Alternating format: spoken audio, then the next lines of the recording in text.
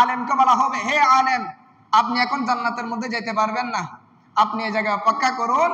দুনিয়ার মধ্যে যারা লিমান আহাব্বাতা ফাইন্নাকা, আপনি আলেমকে দুনিয়ার মধ্যে যারা মহব্বত করেছে, আপনি আলেমকে যারা ভালোবেসেছে, আপনি আলেমকে যারা সম্মান করেছে, আপনি আলেমকে যারা ইজ্জত করেছে, আপনি তাদের জন্য সুপারিশ করে তাদেরকে আপনার সাথে জান্নাতে নিয়ে যান। বড় করে বলুন সুবহানাল্লাহ। সেজন্য আলেমকে যারা মহব্বত করবে, কিয়ামতের ময়দানে ওই আলেম তাদের জন্য কি করবে? সুপারিশ করবে। এখন আপনি যদি সারাদিন আলেমের পিছনে লেগে থাকেন, যে সে কিভাবে হাঁটে, সে কোথায় যায়, সে কিভাবে চলে, কিভাবে খায়, তার দোষ ত্রুটি ধরার জন্য, তার দোষ ধরার জন্য আপনি যদি সবসময় তার পিছনে পড়ে থাকেন, কিয়ামতের ময়দানে সে কি আপনার জন্য সুপারিশ করবে? হ্যাঁ, করবে না। হ্যাঁ, মানুষকে মেরে খায় এরকম কিছু নেতা আছে কিনা? এরকম নেতাকে দেওয়া হয়েছে মসজিদ কমিটির সভাপতি, ঠিক কিনা? যে সারাদিন সুদের লেনদেন করে তাকে দেওয়া হয়েছে মসজিদ কমিটির সভাপতি। তো তার মাধ্যমে কি মসজিদের উন্নতি হবে নাকি অবনতি হবে? আমি যদি কোরআন পড়তে না পারি, আমার কোরআনের মধ্যে যদি ভুল থাকে, তাহলে আমি কি নামাজ পড়াতে পারবো? এমন আপনি অনেক আলেম দেখবেন যারা তুরুলি বুখারী শরীফ পড়তে পারে, কিন্তু শুদ্ধ করে সূরা ফাতিহা পড়তে পারে না। আমাদের সমাজে কিছু অযোগ্য মসজিদ কমিটি আছে, শহরবন্দরে এটা অহরহ দেখা যায়, কিন্তু এটা গ্রামগঞ্জের মধ্যেও আছে। গ্রামগঞ্জের মধ্যেও কি আছে? আমরা সভাপতি মানে কাকে? যে ঘুষ খায়, যে অবৈধ পথে টাকা ইনকাম করে, ঠিক কিনা? ম্যাক্সিমাম মসজিদে মসজিদ সুন্নি, এলাকা সুন্নি, মসজিদ কমিটি সুন্নি, কিন্তু ইমাম সুন্নির লেবাস ধরে অন্য দলের। বড় করে বলুন নাউজুবিল্লাহ। তার কণ্ঠ দেখে হাদিয়া কম, বাস শেষ। সে কি সুন্নি আকীদার নাকি অন্য আকীদা সেটা দেখে না, বত আকীদার একজন ঢুকাই দেয়। ওই যে আপনারা কণ্ঠ দেখেছেন, চেহারা সুরত দেখেছেন, কিন্তু তার চরিত্র দেখেন নাই। সে সত্যিকার অর্থে সে নায়েবে রাসূল কিনা, তার ভিতরে আকীদায়ে আহলে সুন্নাত ওয়াল জামাত সে ধারণ এবং লালন করে কিনা সেটা দেখেন নাই। কোরআনে পাকের মধ্যে আল্লাহ রাব্বুল আলামিন বলছেন, বিসমিল্লাহির রহমানির রহিম, মান ইউরিদিল্লাহু বিহি খায়রান ইউআফিকুহু ফিদ্দীন। আল্লাহ রাব্বুল আলামিন বলেন, দুনিয়ার মধ্যে যে সমস্ত বান্দাদেরকে আমি আল্লাহ মহব্বত করি, আমি আল্লাহ ভালোবাসি, যে সমস্ত বান্দাদেরকে আমি আল্লাহ বেশি মহব্বত করি, একমাত্র দ্বীনের জ্ঞান, কোরআনের জ্ঞান, হাদিসের জ্ঞান আমি আল্লাহ ওই সমস্ত ব্যক্তিদেরকে দান করি। উচ্চ আওয়াজে বলুন সুবহানাল্লাহ। তাহলে এখানে আল্লাহ বলেন, মান ইউরিদিল্লাহু বিহি খায়রান ইউআফিকুহু ফিদ্দীন। আল্লাহ বলেন, দুনিয়ার মধ্যে যারা আমি আল্লাহর মহব্বতের বান্দা, যাদেরকে আমি আল্লাহ বেশি মহব্বত করি, বেশি ভালোবাসি, একমাত্র দ্বীন ইসলামের জ্ঞান তাদেরকে দান করি। বড় করে বলুন সুবহানাল্লাহ। তাহলে এই যে দ্বীন ইসলামের জ্ঞান, এটা আপনি চাইলে আপনি অর্জন করতে পারবেন না। এটা আল্লাহর তরফ থেকে আসতে হবে, আল্লাহর দরবারে আপনি সিলেক্ট হতে হবে। আমরা সমাজের মধ্যে অনেকে একজন সন্তানকে হাফেজে কোরআন বানানোর জন্য লাখ লাখ টাকা খরচ করি, কিন্তু এরপরও হাফেজে কোরআন বানাতে পারি না, ঠিক কিনা? আবার অনেকে আছে 1 টাকা খরচ করেন না, এতিমখানা দিয়ে দেয়, 3-4 বছর পরে সে হাফেজ হয়ে বের হয়ে যায়। বড় করে বলুন সুবহানাল্লাহ, ঠিক কিনা? অনেকেই লাখ লাখ টাকা খরচ করে, কিন্তু একজন সন্তানকে হাফেজ বানাইতে পারে না। আর অনেকে 1 টাকা খরচ না করে এতিমখানা দিয়ে দিয়েছে, 3-4 বছর পরে সেখান থেকে হাফেজ হয়ে বের হচ্ছে। এরকম আছে কিনা? আছে। তো সেজন্য আল্লাহ বলেন, দ্বীন ধর্মের জ্ঞান এটা আমি আল্লাহ যাত্রা সিনার মধ্যে দান করি না। এটা একমাত্র যাদেরকে আমি আল্লাহ কবুল করি, যাদেরকে আমি আল্লাহ মহব্বত করি, যাদের মাধ্যমে আমি আল্লাহ খেদমতটা আশা করি, একমাত্র তাদেরকে দান করি। বড় করে বলেন সুবহানাল্লাহ। আল্লাহ আমাদেরকে কোরআন হাদিসের জ্ঞান দান করেন কি জন্য? আল্লাহ বলেন, আমার এই বান্দারা কি করবে? দুনিয়ার মধ্যে দ্বীন ইসলামের খেদমত করবে। তবে এখানের মধ্যে একটা বিষয় হলো, বৃষ্টির ফুটা, বৃষ্টির কি ফুটা, এটা যদি পুকুরে পড়ে তাহলে ওই পানি দিয়ে আমরা ওযু করি, ঠিক কিনা? আর এই বৃষ্টির ফুটা যদি বাথরুমে পড়ে, কোনো টয়লেটের কোনো টাঙ্গির মধ্যে যদি পড়ে, সেটা দিয়ে কি আমরা ওযু করব, গোসল করব? কিন্তু বৃষ্টির ফুটা পানি কি একই, সেম। সেটা পুকুরে পড়লে এক বৈশিষ্ট্য, আর বাথরুমের টাঙ্গিতে পড়লে আরেক বৈশিষ্ট্য, ঠিক কিনা? হ্যাঁ, পুকুরে পড়লে সেটা দিয়ে ওযু করা যায়, সেটা দিয়ে গোসল করা যায়, অনেক সময় খাওয়াও যায়, ঠিক কিনা? কিন্তু বাথরুমে পড়লে সেটা দিয়ে গোসল তো দূরের কথা, গোসল তো দূরের কথা, সেটা আমরা দৌড়েও দেখি না, ঠিক কিনা? দৌড়লে পর্যন্ত শরীর নাপাক হয়ে যায়। তো এলম এটা সেরকম একটা জিনিস, এটা কারো সিনার মধ্যে পড়ে সে হক্কানে আলেম হয়, আর কারো সিনার মধ্যে পড়ে সে জাহেল হয়, মূর্খ হয়, ঠিক কিনা? যাক, যদি আমরা সোদে কারবালার দিকে তাকাই, ইমাম হুসাইন রাদিয়াল্লাহু তাআলা আনহুর কাফেলার মধ্যে আলেম ছিলেন, এজিদের কাফেলার মধ্যে কি ছিলেন? আলেম ছিলেন। এজিদের কাফেলার মধ্যে 3000 উপর মুফতি ছিলেন, 2000 অধিক হাফেজ ছিলেন। তো তারাও তো আলেম ছিল, ঠিক কিনা? তাদের অন্তরের মধ্যে ইলম ছিল। আবার ইমাম হুসাইনের পক্ষে যারা ছিলেন ওনারাও আলেম ছিলেন, ওনাদের অন্তরের মধ্যে সিনার মধ্যে ইলম ছিল। তাহলে দুই ইলমের মধ্যে তফাৎ আছে কিনা? ইমাম হুসাইনের কাফেলা নামাজ পড়েছে, এজিদের কাফেলা নামাজ পড়েছে, দুই নামাজের মধ্যে পার্থক্য আছে কিনা? ঠিক তেমনি ভাবে ইলম এক জিনিস ঠিক আছে, তবে সেটা কার সিনার মধ্যে আছে সেটা হচ্ছে মূল বিষয়। সেটা যদি এজিদের পক্ষে যায় তাহলে সে এজিদি মুসলমান, সে যদি হুসাইনের পক্ষে যায় তাহলে সে হুসাইনি মুসলমান, সে হুসাইনি আলেম। বড় করে বলুন সুবহানাল্লাহ। আর যারা হুসাইনি আলেম তারা ঈদ মিলাদুন নবীও করবে, আহলে বাইতের স্মরণে সোহাদায়ে কারবালা মাহফিলও করবে, গোসে পাকের ফাতিহা করবে, খাজা গরিব নওয়াজের ফাতিহা করবে। এভাবে করে গোসল আদম নাজবান্ডাই থেকে শুরু করে আপন আপন পীর ও মুর্শিদের ফাতিহার ব্যবস্থা করবে, ঠিক কিনা? আর যারা এজিদের বংশধর তারা কোনো কিছু করে না। তাহলে ইলমের মধ্যে ভাগ আছে। সেজন্য আল্লাহ বলেন একমাত্র যাদেরকে আমি আল্লাহ মহব্বত করি, যাদেরকে ভালোবাসি, একমাত্র দ্বীন ইসলামের জ্ঞান তাদেরকে দান করি। বড় করে বলুন সুবহানাল্লাহ। আসুন আমরা আলেম ওলামাদের ইজ্জত সম্বন্ধে একটু জানি। হাদিসে পাকের মধ্যে এসেছেন, ইন্নাল আলিমা ইস্তাগফিরু লাহু মান ফিস সামাওয়াতি ওয়া মান ফিল আরদি। একজন আলেমের জন্য পৃথিবীর মধ্যে আল্লাহর যত সৃষ্টি আছে, আল্লাহর যত বান্দা বান্দিনী আছে, আল্লাহর যত ফেরেশতা আছে, আল্লাহর যত মাখলুকাত আছে, তরুলতা বৃক্ষ পশু পাখি থেকে শুরু করে আল্লাহর যত সৃষ্টি আছে, প্রত্যেক সৃষ্টি একজন আলেমের জন্য দোয়া করেন। উচ্চ আওয়াজে বলুন সুবহানাল্লাহ। ইন্নাল আলিমা ইস্তাগফিরু লাহু মান ফিস সামাওয়াতি ওয়া মান ফিল আরদি। আসমান জমিনে আল্লাহর যত সৃষ্টি আছে, প্রত্যেক সৃষ্টি আলেমের জন্য আল্লাহর দরবারে ক্ষমা চায়, তওবা পাঠ করেন এবং আলেমের জন্য দোয়া করেন। বড় করে বলেন সুবহানাল্লাহ। এরপরে বলেন হিতানু ফি জাওফিল মাই। সাগরের ভিতরে যে মাছ, পুকুরের ভিতরে যে মাছ, ওই মাছ পর্যন্ত একজন আলেমের জন্য দোয়া করেন। কি পর্যন্ত? সাগরের ভিতরে মাছ। ওয়াল হিতানু ফি জাওফিল মাই, সাগরের ভিতরে যে মাছ আছে, পানির ভিতরে যে মাছ আছে, আপনার পুকুরে যে মাছ আছে, ওই মাছ পর্যন্ত একজন হক্কানি আলেমের জন্য দোয়া করেন। বড় করে বলেন সুবহানাল্লাহ। এরপরে ওয়া ইন্না ফাদলাল আলিমি আলাল আবিদি।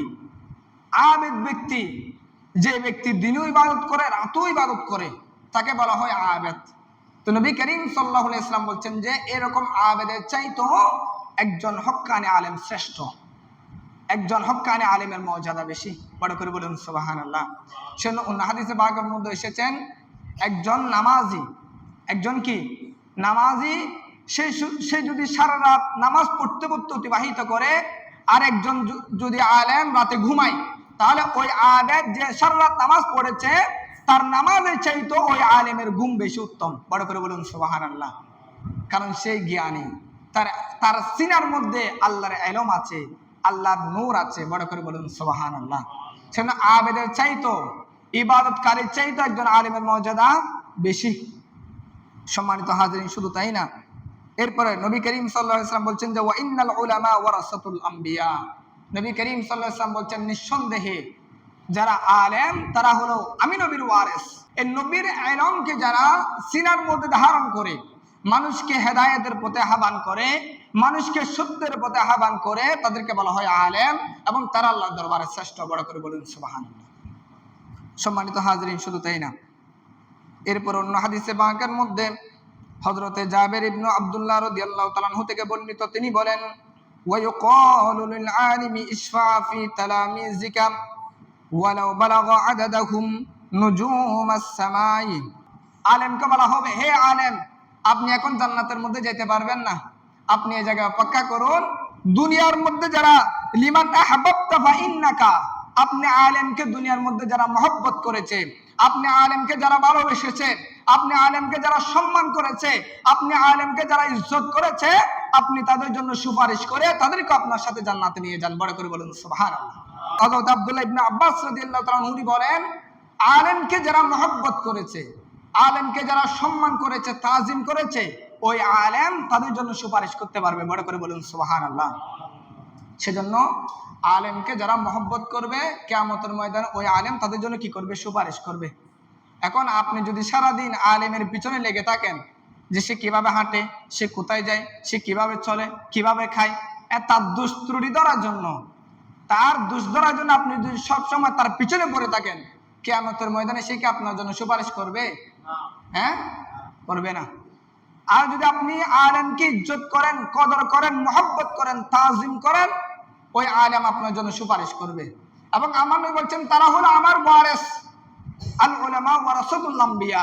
নবী বলেন, আমি কোনো টাকা রেখে যাচ্ছি না, দুনিয়ার মধ্যে কোনো সম্পদ রেখে যাচ্ছি না, একমাত্র আমি ইলম রেখে যাচ্ছি। আল্লাহর কোরআন এবং আমি নবীর হাদিস, এই দুটো আমি রেখে যাচ্ছি আলেমের সিনাই, আমার আলীর সিনার মধ্যে। আলীর সিনা থেকে যারা এই ইলম আহরণ করবে, একমাত্র তারা আলেম। বড় করে বলুন সুবহানাল্লাহ। আমি একটু আগেও বলেছি, বৃষ্টির ফুটাইটা পুকুরে পড়লো পানি, বাথরুমের টাঙ্গির মধ্যে পড়লো কি পানি। পুকুরে পড়লে সেটা দিয়ে গোসল করা যায়, ওযু করা যায়, কিন্তু বাথরুমের টাঙ্গিতে পড়লে সেটা দিয়ে ওযু করা যায় না, গোসল করা যায় না, শরীরের মধ্যে লাগলে নাপাক হয়ে যায়, ঠিক কিনা? কিন্তু বৃষ্টির ফুটা একই, বৃষ্টির ফুটা কি একই। তো ইলম এটাও সেরকম জিনিস। হক্কানে আলিমের সিনার মধ্যে পড়লে দিনের খেদমত হবে, আর মুরুক্কুর সিনার মধ্যে পড়লে দিন ধ্বংস হবে। দিন কি হবে? ধ্বংস হবে। আউলিয়াগণ নায়েব নবীর জাহেরি মৌলবী নয়, তরিকতের পন্থী যারা, তাদের কাছে দীক্ষা লয়। তাদের হাতে খুদার হাত, তাদের হাত খুদার হাত, কুরআনেরই সুবর্ণন, কুরআনেরই সুবর্ণন। প্রেমেরই সন্ধানে চলো মন গেল এ জীবন, প্রেমেরই সন্ধানে চলো মন। এই কালামের মধ্যে বলতেছেন, আউলিয়াগণ নায়েব নবী, যারা আল্লাহর আউলিয়া একমাত্র তারাই নায়েব নবী। বড় করে বলুন সুবহানাল্লাহ। তারা আল্লাহ রাসূলের নায়েব, একমাত্র হক্কানি আলেম যারা, তিনারা আল্লাহ রাসূলের নায়েব। এর বাকি যারা আছে তারা কখনো নায়েব নবী হতে পারবে না। আপনি ইমাম শের বাংলার দিকে তাকান, ইমাম হাশিমির দিকে তাকান, এরপরে হুজুর আল্লামা জুলফিকার আল কাদের রহমাতুল্লাহর দিকে তাকান, এরপরে হুজুর হযরত উবাইদুল হক নঈমী রহমাতুল্লাহর দিকে তাকান। ওনারা জগৎ বিখ্যাত আলেম ছিলেন। বড় করে বলুন সুবহানাল্লাহ। জগৎ বিখ্যাত আলেম ছিলেন, এবং ওনাদের জবান থেকে ইশকে রাসূল বের হয়েছে, রাসূলের পাকের প্রেম ভালোবাসার শিক্ষা বের হয়েছে, রাসূলের পাকের প্রতি তাজিম কিভাবে করতে হবে সেটা বের হয়েছে। ওনাদেরকে বলা হয় হক্কানি আলেম। বড় করে বলুন সুবহানাল্লাহ। সুতরাং এই হক্কানি আলেমের সিলসিলা যারা ধারণ করেছে, হক্কানি আলেমের প্রতি যারা আছে, কিয়ামতের ময়দানে একমাত্র তারাই সুপারিশ করতে পারবে। তারা কি করতে পারবে? সুপারিশ করতে পারবে। সম্মানিত হাজিরিন, এভাবে করে আরো অনেকগুলো হাদিস হযরতে জাবের রাদিয়াল্লাহু তাআলা থেকে আখ্যান হাদিস। উনি বলছেন, আকরিমুল উলামাউ, উনি বলছেন, হযরতে জাবের রাদিয়াল্লাহু তাআলা বলছেন যে, আকরিমুল উলামাউ, তোমরা আলেমদেরকে সম্মান করো। আলেমদেরকে কি করো? সম্মান করো। ফাইন্নাহুম ওয়ারাসাতুল আম্বিয়াই, তোমরা আলেমদেরকে এইজন্য সম্মান করো কারণ আলেমরা হলো নবীর উত্তরসূরি। বড় করে বলুন সুবহানাল্লাহ। ফামান আকরামাহুম ফাকাদ আকরামাল্লাহু ওয়া রাসূলুহু, যারা আলেমদেরকে সম্মান করবে, মূলত তারা এই আলেমদেরকে সম্মান করার মাধ্যমে আল্লাহর রাসূলকে মহব্বত করেছে, সম্মান করেছে, আল্লাহর কওলকে সম্মান করেছে। বড় করে বলুন সুবহানাল্লাহ। যেমন আল্লাহ বলেছেন, আমি একমাত্র মহব্বতের বান্দাদেরকে দ্বীনের জ্ঞান দান করি। আমার নবী বলছেন, আমি রাসূল আলেমদেরকে মহব্বত করি। আলেমগণ হলো আমি নবীর ওয়ারিস। সুতরাং আলেমদেরকে যারা মহব্বত করবে, তারা আলেমদেরকে ইজ্জত করার মাধ্যমে নবীকেও মহব্বত করে, আল্লাহর হুকুমকেও মান্য করে। বড় করে বলুন সুবহানাল্লাহ। তাহলে আলেমকে মহব্বত করার দরকার আছে কিনা? আলেমের পিছনে যদি দোষ নিয়ে পড়ে থাকি, উনি কি কিয়ামতের ময়দানে সুপারিশ করবে? আপনার আমলনামা খোলা হবে কিয়ামতের ময়দানে, দেখবে সেখানে আপনি গফুর মোহাম্মদ তালুকদারের গাছে সুন্নিয়া জামে মসজিদে নামাজ পড়েছেন, তখন ইমামকে ডাক দেওয়া হবে। আজকে আমি আছি, আমাকে ডাক দেওয়া হবে। কালকে আমি না থাকলে যিনি থাকবে ওনাকে ডাক দেওয়া হবে। তখন ওনার নাম লেখা থাকবে অমুকের পিছনে নামাজ পড়েছে, কি করেছে। তখন আলেমকে ডাক দেওয়া হবে, হুজুর এগুলো কি আপনার কি মুসল্লি, এগুলো আপনার কি মুসল্লি। তখন ওই আলেম, আমি আমার কথা বলতেছি না, ওই আলেম যদি হক্কানি হয় তাহলে সাথে সাথে মুসল্লিদের জন্য সুপারিশ করবে। বড় করে বলেন সুবহানাল্লাহ। এক হাদিসে বাগের মধ্যে এসেছে, মুসল্লি যদি নক্ষত্রের মতো হয়, মানে আসমানের মধ্যে কোটি কোটি নক্ষত্র আছে, ঠিক কিনা, এরকম যদি কোটি কোটি মুসল্লির জন্য যদি সুপারিশ করতে হয় তাহলে একজন আলেম করতে পারবে। আল্লাহ তাকে সে ক্ষমতা দান করবে, আল্লাহ তাকে সে ক্ষমতা দান করবে। তবে এটা পাওয়ার জন্য আপনাকে আলেমকে মহব্বত করতে হবে। আকরিমুল উলামা, আলেমদেরকে সম্মান করতে হবে, ইজ্জত করতে হবে, ঠিক কিনা। যদি ইজ্জত না করেন, সম্মান না করেন, তাহলে আপনি নিয়ামত থেকে বঞ্চিত হবেন। কি হবেন? নিয়ামত থেকে বঞ্চিত হবেন। সম্মানিত হাজির, তবে দুঃখের বিষয় আমাদের সমাজে এগুলো আসলে বলতে হয়, অনেকে এগুলো বলে না। শুধু আমি পাঞ্জাবি লেবাসে আমি হুজুর সাজলে হবে না, আমার ভিতরে সহিশুদ্ধ কোরআন থাকতে হবে, সহিশুদ্ধ কোরআন হাদিসের ইলম থাকতে হবে, জ্ঞান থাকতে হবে, তাহলেই আমি আলেম, ঠিক কিনা। আমি যদি কোরআন পড়তে না পারি, আমার কোরআনের মধ্যে যদি ভুল থাকে, তাহলে আমি কি নামাজ পড়াতে পারবো? এমন আপনি অনেক আলেম দেখবেন যারা তুরুলি বুখারী শরীফ পড়তে পারে, কিন্তু শুদ্ধ করে সূরা ফাতিহা পড়তে পারে না। এটা আমাদের জন্য দুঃখের বিষয়। শুধু আলেম হলে হবে না, তাকে কি থাকতে হবে? কোরআন হাদিসের ইলম পাকাপোক্ত থাকতে হবে। অন্তপক্ষে নামাজ পড়ার জন্য যে যোগ্যতা, সহিহ কোরআন তেলাওয়াত, সেটা ঠিক থাকতে হবে। এরপর হলো চরিত্র। এরপরে কি? চরিত্র। এই কিছুদিন আগে সোশ্যাল মিডিয়া আপনারা দেখেছেন, একজন ইমাম প্রায় 12 বছর অধিক সমাজের মধ্যে নামাজ পড়াচ্ছেন। পরবর্তীতে একজনের ঘরের মধ্যে উনি খাবারের জন্য গেছেন। ওই মহিলারা তো মানে উনি আমাদের এখানে দীর্ঘদিন মসজিদে নামাজ পড়াচ্ছেন, ওনার প্রতি একটা বিশ্বাস ভক্তি বেড়েছে। তো উনি খাবারের জন্য গেলেন। এই ইমাম তার ওই মহিলার কিছু সম্পদের উপর, কিসের উপর? স্বর্ণ এবং সম্পদের উপর লোভের মধ্যে পড়ে ওই মহিলা খাবার দিয়ে যখন পিছন দিকে যাচ্ছে, তখন সে একটা হাতুড়ি বের করে তার মাথার মধ্যে আঘাত করে তাকে সেখানে কি করে হত্যা করে তার সম্পদগুলো লুণ্ঠন করেছে। বড় করে বলো নাউজুবিল্লাহ। এবং পরবর্তীতে ইমাম আবার ওই মহিলার বিচারের দাবিতে সে কি করেছে? আবার সংবাদ সম্মেলন করেছে, সাংবাদিকের কাছে আবার বিচার চেয়েছে। মানে যে হত্যা করেছে সে কি এখন সাধু? বড় করে বলো নাউজুবিল্লাহ।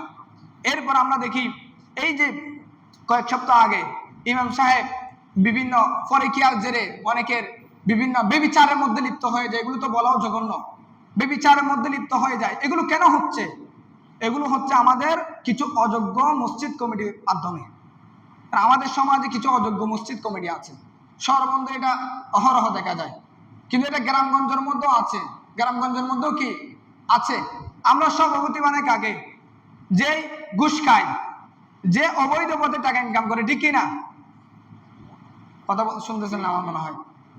যে কি করে? অবৈধ পন্থায় টাকা ইনকাম করে, বা সুদের মধ্যে সুদের খাস কারবারে লেনদেন, আমরা তাকে বানাই কি? মসজিদ কমিটি। যে মসজিদের দ্বারা কসও আসে না, নামাজ পড়ে না, সদা সর্বদা বেবিচারের মধ্যে লিপ্ত থাকে, গুনার কাজে লিপ্ত থাকে, আমরা তাকে বানাই কি? মসজিদ কমিটি। আর সে কি করে? হুজুর নিয়োগ দেয়। বড় করে বলো নাউজুবিল্লাহ। এর ফলে কি হয়? ওই মসজিদ কমিটি যখন হুজুর নিয়োগ দেয়, তখন সেটা কোনটা হক্কানি আলেম, কোনটা সুন্নির আলেম সেটা দেখে না।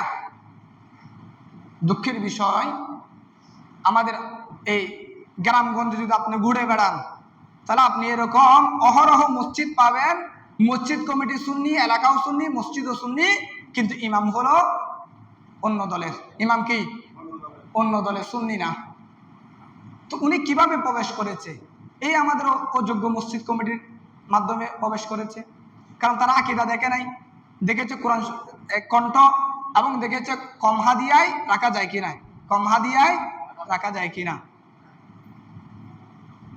আজকে আপনি ঘুরে দেখেন না, ঘুরে দেখান, ম্যাক্সিমাম মসজিদে মসজিদ সুন্নি, এলাকা সুন্নি, মসজিদ কমিটি সুন্নি, কিন্তু ইমাম সুন্নির লেবাস ধরে অন্য দলের। বড় করে বলুন নাউজুবিল্লাহ। এরকম আছে কি না? অহরহ অহরহ আপনি ঘুরে দেখান। এই যে আমি যদি এদিক থেকে ঘুরে যদি আমি 5-6 কিলোমিটার যদি আমি একটু রন দিই, এখান থেকে আমি অনেকজনকে বের করতে পারবো। এগুলো আমাদের আলেমরা বলে না। কারণ আলেমদেরকে তো আপনারা কি করেন? আপনাদের সমাজের কথা আমি যে কোনো মাহফিলে গিয়ে বলি, আপনাদের এই এলাকার কথা আমি যখন মাহফিলে যাই, সেখানে আমি যে কোনো জায়গায় মসজিদ কমিটির যখন কথা ওঠে আপনাদের তুলনা দিই, এলাকার যখন কথা ওঠে আপনাদের তুলনা দিই। যে ওনাদের মতো হইতে হবে, ওনাদের এলাকায় ওনারা আলেমকে ইজ্জত করে, তাজিম করে, মহব্বত করে, ভক্তি করে। কিন্তু আমরা দেখি এই যে আলেম রাখার সময় আরেকজন আলেমের মাধ্যমে সে পরীক্ষা করে না, তার কণ্ঠ দেখে হাদিয়া কম বাস শেষ, সে কি সুন্নি আকীদার নাকি অন্য আকীদা সেটা দেখে না, বদ আকীদার একজন ঢুকাই দেয়। তখন যাকে জিজ্ঞেস করা হয় মহরমের সময় নামাজ পড়েছেন, বলছি মহরমের কিসের নামাজ, সে তো বাপদাদার যুগ মহরমের নামাজ দেখে নাই, কারণ তার এলাকার মধ্যে মহরমের নামাজ নাই, তার এলাকার মধ্যে সহবরাতের নামাজ নাই, কারণ সে তো অন্য আকীদার। সে সুন্নি আকীদার হলে না, সে ছোটবেলা থেকে দেখতো মহরমের নামাজ আছে, নফল নামাজ, সহবরাতের সময় নফল নামাজ আছে, ঠিক কিনা? সেজন্য আলেম উলামা রাখতে খুবই সাবধান, হক্কানি আলেম। এই যে কিছু আপনাদের এখানে একটা ঘটনা অনেক সুন্দর, আপনারা একজন আলেম রেখেছেন, কণ্ঠ দারুণ, মাশাআল্লাহ, খুবই সুন্দর, চমৎকার, কিন্তু পরবর্তীতে সে মানুষের টাকা পয়সা নিয়ে সম্পদ, ঠিক কিনা? এরকম অনেকে এখান থেকে টাকা নিয়েছে, এরকম আছে, টাকা পয়সা নিয়ে কি সম্পদ। ওই যে আপনারা কণ্ঠ দেখেছেন, স্যার সুরত দেখেছেন, কিন্তু তার চরিত্র দেখেন নাই, সে সত্যিকার অর্থে সে নায়েবে রাসূল কিনা, তার ভিতরে আকীদায়ে আহলে সুন্নাত ওয়াল জামাত সে ধারণ এবং লালন করে কিনা সেটা দেখেন নাই। সেজন্য আলেম রাখার সময় চরিত্র দেখবেন, তার চরিত্র ঠিক আছে কিনা। আল্লাহ বলেন ওয়া ইন্নাকা লাআলা খুলুকিন আযীম, লাকাদ কানা লাকুম ফি রাসূলিল্লাহি উসওয়াতুন হাসানাহ। আল্লাহ বলেন আমি আল্লাহ আমার রাসূলকে উত্তম চরিত্র দিয়ে দুনিয়ার মধ্যে প্রেরণ করেছি, এবং উনি চরিত্র শিক্ষা দেওয়ার জন্য দুনিয়ার মধ্যে প্রেরণ হয়েছে। আমার নবী হাদিসে পাকের মধ্যে বলছেন আমি দুনিয়ার মধ্যে এসেছি একমাত্র চরিত্র শিক্ষা দেওয়ার জন্য। সেটা আলেম বলেন আর আমাম বলেন, যার চরিত্র ঠিক না সে আবার কিভাবে মানুষ হয়? সে হিংস্র প্রাণী চাইতো জঘন্য। সে আমাম বলেন আর আলেম বলেন, সে কি হিংস্র প্রাণী চাইতো জঘন্য। সেজন্য চরিত্র এটা অমূল্য সম্পদ। আপনারা যারা মসজিদ কমিটিতে আছেন, পরবর্তীতে ফজর আসবে, জেনারেশন একের পর এক এই দায়িত্বের মধ্যে আসবে, আপনারা সবসময় সচেতন থাকবেন যে আমাদের এই মসজিদ যাতে কখনো কলুষিত না হয়। এই মসজিদের যে আল্লাহর যে ওয়াহদানিয়ত, আল্লাহর হাবিবের যে রিসালাত, এটা যাতে সত্যিকার অর্থে মসজিদ থেকে যাতে শিক্ষা দেওয়া হয়, সেজন্য আপনারা হক্কানি আলেম নির্বাচন করবেন। প্রজন্ম বাই প্রজন্ম যখন আপনারা দায়িত্বের মধ্যে আসবেন, তখন আপনারা এটা নিয়ে কি করবেন না, অবহেলা করবেন না, এবং এটা আপনারা যোগ্যতার মাধ্যমে আপনারা সেই দায়িত্ব আপনারা বহন করবেন। তাহলে আপনাদের মসজিদ অক্ষুণ্ণ থাকবে, বাতিল কোনো আলেম আপনাদের মসজিদের মধ্যে স্থান পাবে না। যদি ওই অযোগ্য হন, ওই অনেক জায়গায় দেখা যায় শহরে বন্দরে নেতা হলে মানে সে নেতা সারাদিন মানুষ মেরে খায়। সব নেতা তো আর খারাপ না, কিছু নেতা খারাপ আছে কি না? হ্যাঁ, মানুষকে মেরে খায় এরকম কিছু নেতা আছে কি না? এরকম নেতাকে দেওয়া হয়েছে মসজিদ কমিটির সভাপতি, ঠিক কিনা? যে সারাদিন সুদের লেনদেন করে তাকে দেওয়া হয়েছে মসজিদ কমিটির সভাপতি। তো তার মাধ্যমে কি মসজিদের উন্নতি হবে নাকি অবনতি হবে? উন্নতি কখনো আশা করা যায় না। মসজিদ কমিটি ঠিকতো মসজিদ উন্নত হবে, মসজিদের ইমাম ঠিকতো মুসল্লিরা শুদ্ধ আকীদা শিখবে, শুদ্ধ চরিত্র শিখবে, ঠিক কিনা?